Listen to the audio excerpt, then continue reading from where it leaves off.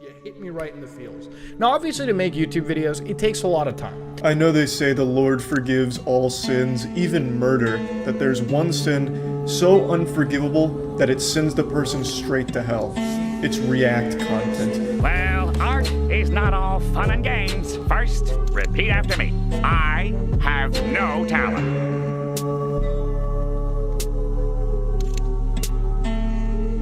Mr. Tentacles has all the talent. If I'm lucky, some of Mr. Tentacles' talent may rub off on me. I'm sorry, Squidward.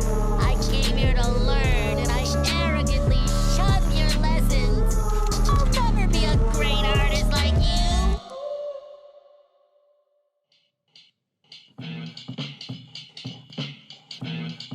The object of art is to give life a shape. This was one of many William Shakespeare's quotes from his writing in A Midnight Summer's Dream. Many people believe that the quote suggests that life is an empty shape without art. Others think that life is shaped by art, or that art means nothing without life. Whatever you may think, we can all agree that art is important, and how you make that art matters. What is the foundation of your creation? Is it made with good intentions? What is its purpose at the end of its life? Before we explore the philosophy of making art, we need to know what art is. Well, what would be the best way to explain it to you?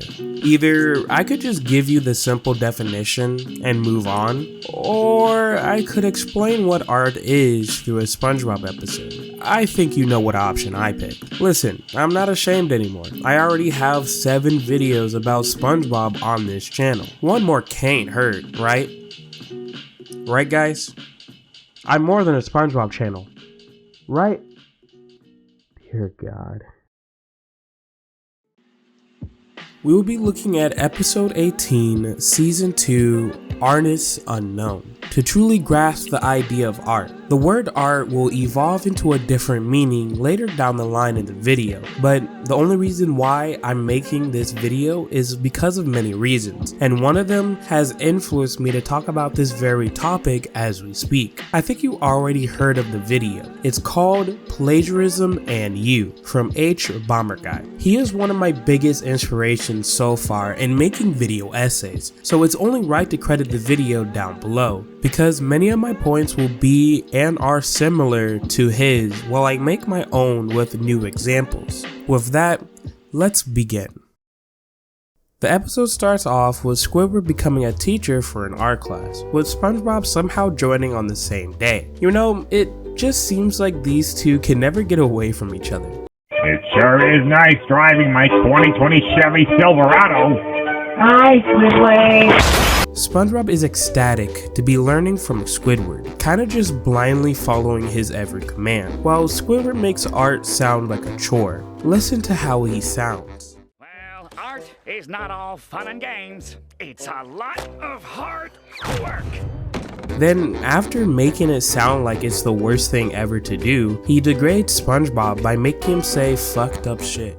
Okay, first, repeat after me. I have no talent. I have no talent. Let's stop for a second and go back to what Squidward said about art. Art isn't all fun and games. It's a lot of hard work. While Squidward was trying to drive SpongeBob away from the class, what he said actually holds merit. Sometimes art is created with serious intent, and learning it can take time. For instance, let's take a look at propaganda art. This art piece made by J. Howard Miller in 1943 is called We Can Do It. It's an American World War II wartime poster that aims to create inspirational images to boost female workers' morale. If you want art that is different and more up to date, we can look at some art made by Banksy. You can see for yourself that many of these art pieces that he made have meaning in them, whether it's about oppression, lies, or various other themes portrayed in his art. What makes Banksy really special is his art style, which mixes art with real life and objects around him, as well as his anonymity. No one knows who Banksy really is. Not the press, not the media, and not the news. My only theory that the only person who knows Banksy is probably Wendigoon, because he's covered everyone mysterious and cryptid, and Bansky's probably a cryptid anyway. He's not from this world. But with the jokes aside, I could delve into talking about him more, but that's not what we're here for. Check out this video called Bansky's Exit Through the Gift Shop to learn more about the artist himself, because he has done truly inspirational stuff. So with those two examples, can art be done for fun? Yes, I think we can already understand the concept. I don't think I need to bring any examples. I mean, we're watching SpongeBob, for crying out loud. That's an example in itself. But it appears that art can be either for fun or taken seriously. But with these different forms of art, drawing, painting, and graffiti, are there any other different forms? Well, this is where the evolution of art comes to play.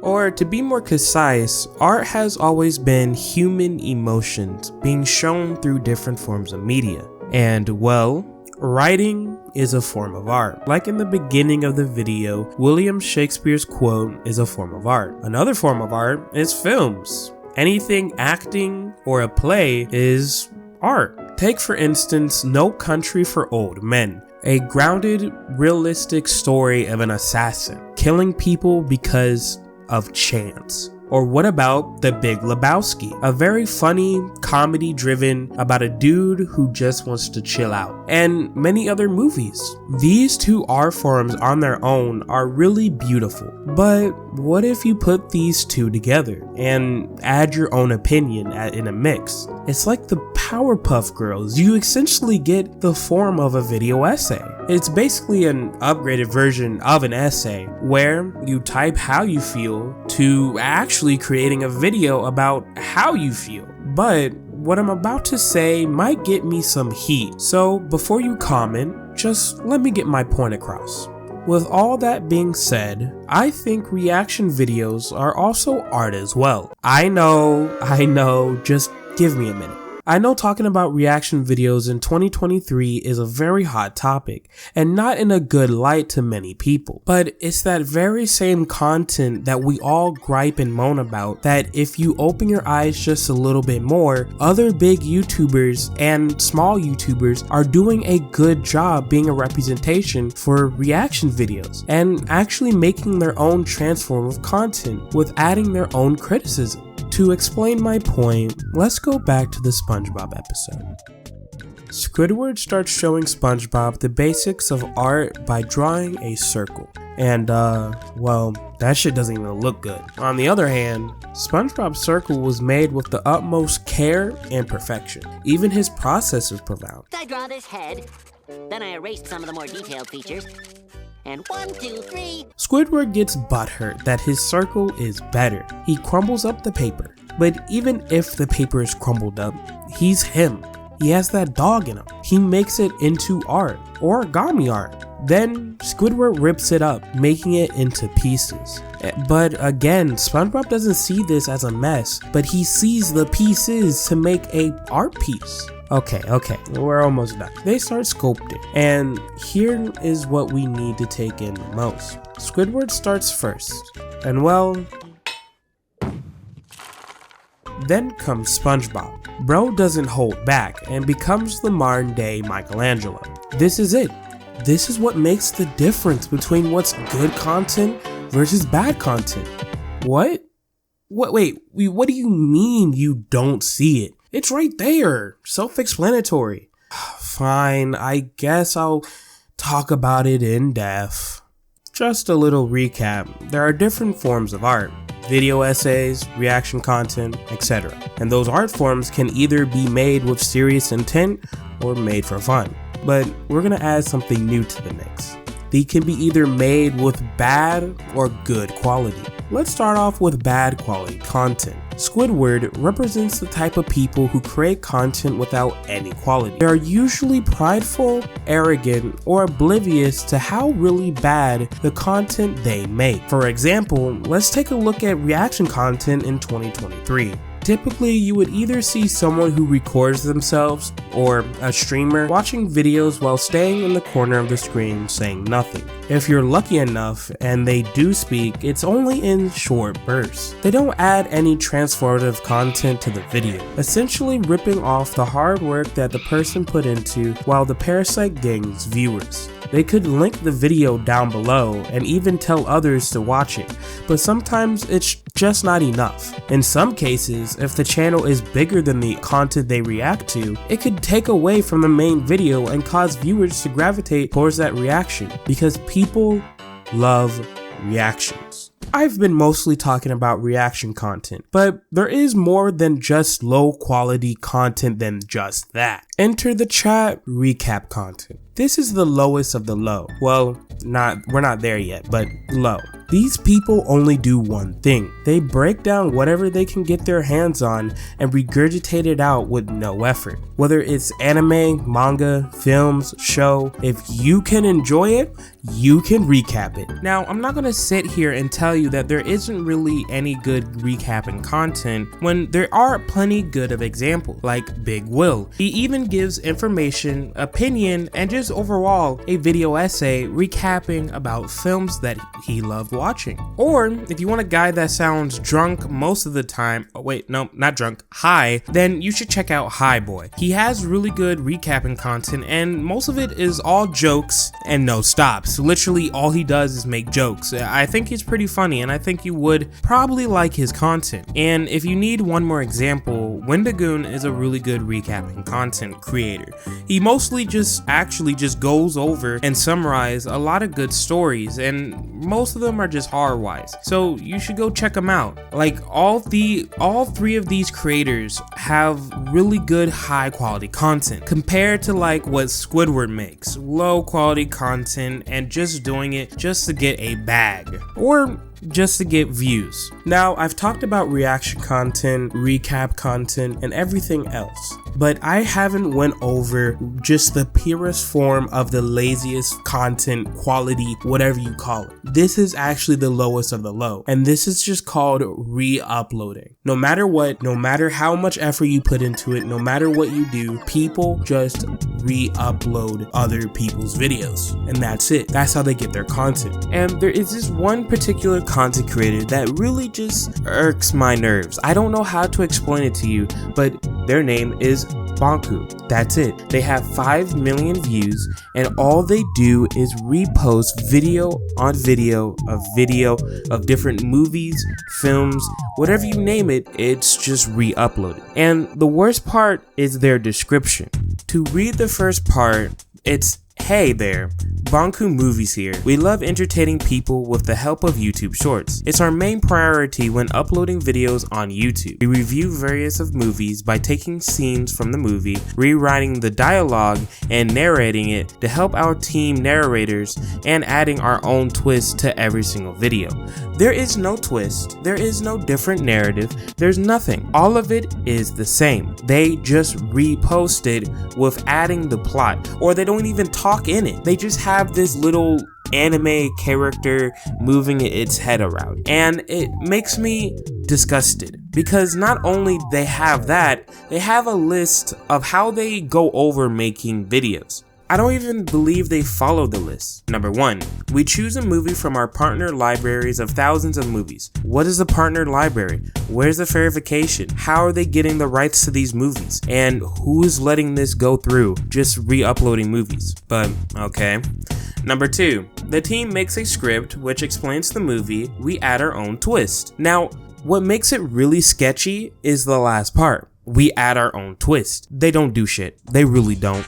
They're just trying to say that so that it doesn't fall under, hey, we're just re-uploading it. And when they do make the script is just a plot summary of and they don't even use their own voice. They use an AI voice. So when I hear the AI voice, I don't hear someone typing this shit. I hear someone just using a AI generated plot summary to just get it done.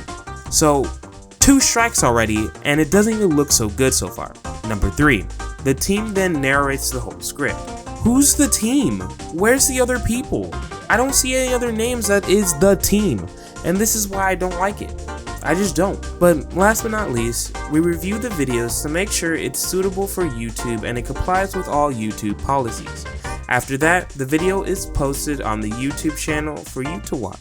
This is all bullshit. This is smoke and mirrors, and I hope you guys know that this channel is stupid. I hate it, and they add the word twist in every single thing that they can because they don't want to seem like they're a copycat or they just re-upload movies because they can. They also add that we choose movies from our partnered library. Hell, give me a partner library and I'll show you all the movies that I have. Oh, that's right, I have none because I'm not partnered with anyone, and that's stupid because no company would partner with no random bullshit channel that reposts almost every movie, TV show that they can get their hands on. All I'm saying is I don't support this at all. I don't support the little character moving its head around. I don't support them using the words twist, a library, and a team. It feels all fake to me. And if you guys want to go verify yourself, go to the channel. Be my guest. But I think I've exhausted almost everything talking about this. So, going back to the main point, with all these forms of content, each one we go over can get lazier and lazier. And the sad part is, these forms of content are just seen mostly negative. They fell out of favor with having good representation.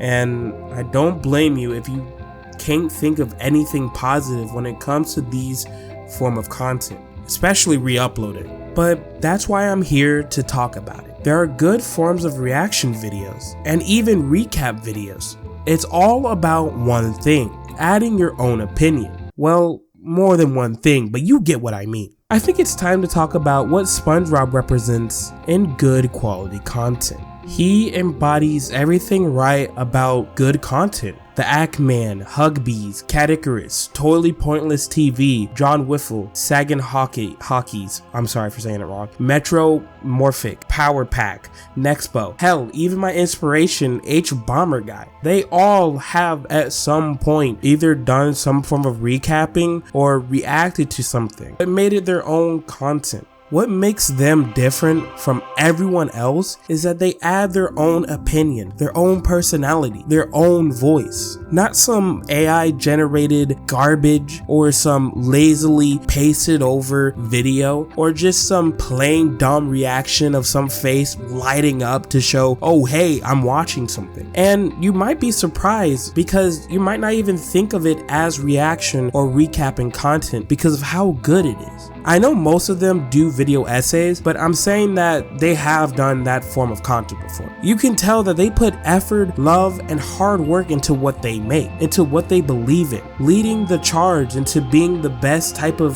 YouTuber, being the best representation of what a YouTuber should be. They are the foundation and model to be used to be the next YouTuber. But even though they can be the best model for what a YouTuber should be, sadly to say, some people don't learn from them. They learn from Squidward.